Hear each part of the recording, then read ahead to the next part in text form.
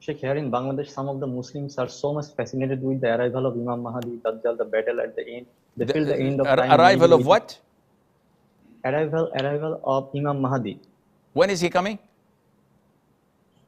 Sheikh, that's my point. They are so much fascinated with that. I mean, they sit in the lazy chair. They're just fascinated with the arrival of Imam Mahdi, Dajjal, the battle and the end, and they don't even think of fixing themselves, Muslim community.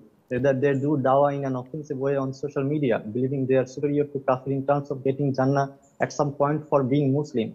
And many people are Islam for partially because of their activities. So how we Muslims should approach in such cases? That's my question.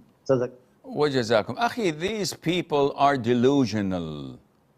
We as Ahlul Sunnah wal Jama'ah believe without any doubt that Imam Mahdi is coming and that he is the son or the descendant of the Prophet alayhi salatu wasalam. His name and his father's name is Muhammad ibn Abdullah, similar to the Prophet's name. And that Allah would guide him overnight, meaning all of his life he was, I wouldn't say a playboy, but he wasn't a practicing person. But overnight, Allah guides him and he becomes a righteous practicing Imam. And in his era and time, Isa ibn Maryam, Jesus, peace be upon him, would descend from the heavens and would fight the Antichrist, the Dajjal, and kill him. This would happen at the end of time, not now. But his arrival, their arrival, doesn't mean anything to you and me, because we know that among those who will follow the Dajjal are many Muslims who would turn on their heels and leave Islam. And this is why the Prophet ﷺ ordered us to seek refuge in Allah every single salat. At the end of it, before offering salam, where we say, أعوذ بك من عذاب جهنم ومن عذاب القبر ومن فتنة المحيا والممات ومن فتنة المسيح الدجال. I seek refuge in you, Allah Azza wa Jal, from the tribulation and the testing of this calamity, this fitna, this trial of the Antichrist or the Dajjal.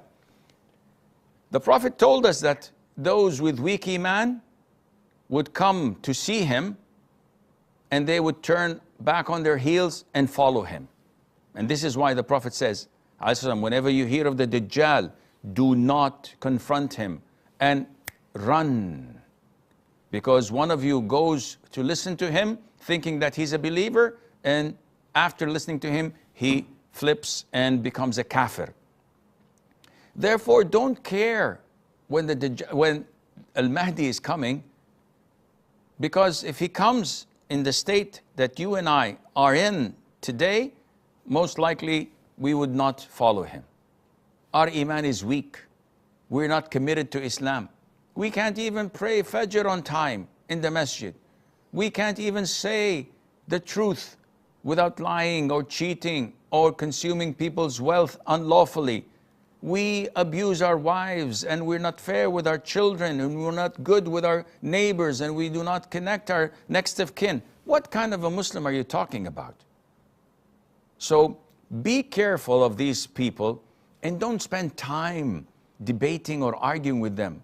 Let them be.